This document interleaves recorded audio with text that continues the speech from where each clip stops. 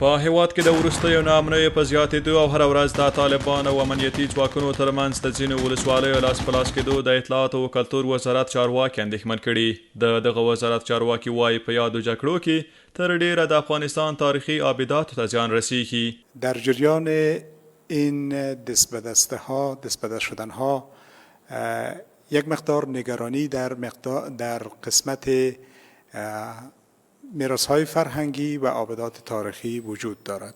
دغه وزارت سرپرست محمد طاهر زهیر وایي چې ځینې فرصت طلبه کسان په هیواد کې له روانو ناامنیو څخه په استفادې هڅه کوي چې فرهنګي میراثونه د نابودۍ له ګواښ سره مخ کړي.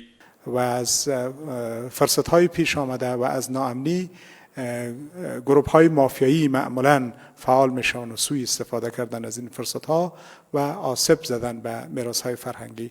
دغه وزارت چارواکي وایي دغه ابدات د ټولو افغانانو ملي شتمني او ملکیت دی چې ټول هیوادوال باید دغه آثارو په خوندي کولو کې خپل مسؤلیت ادا کړي.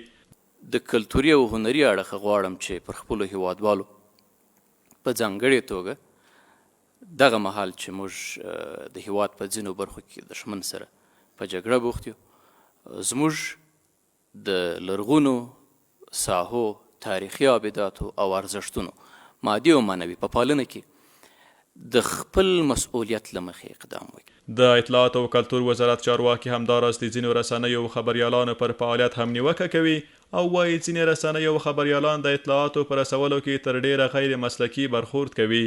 من میبینم خبرنگاران حرفه‌ای توازن در خبررسانیشان حفظ میکنن، روشنگری و اطلاع رسانی میکنن، اما اکثریت جامعه افغانستان را با تأسف و با اندوه باید بیان بکنم که خبررسانی های فرا گرفته که ناشی از نابهنجاری های رسانه‌ای است، یعنی خبرنگاران حرفه‌ای نیستند.